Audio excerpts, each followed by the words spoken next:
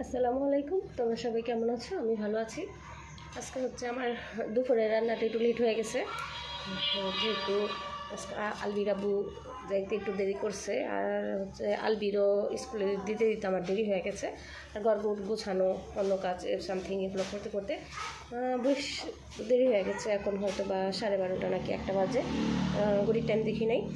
তো আজকে হচ্ছে দাঁড়া কাটতেছি, দাঁড়া দিয়ে চিংড়ি মাছ রান্না করব, আর করলা ভাজি করে ফেলছি।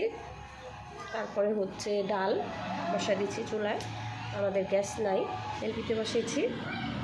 আর হচ্ছে মুরগির মাংসটা রান্না করব। তো মুরগির মাংসের ভিডিওটা যদি দিতে পারি অবশ্যই দিব।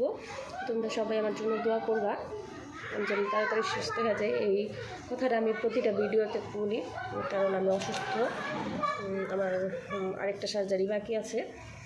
তো তোমরা দোয়া করবা শীঘ্রই যেন আমার সার্জারিটা হয়ে যায় এবং আমি সুস্থ হয়ে যাই। টাটা, আল্লাহ হাফেজ, তোমরা সবাই ভালো।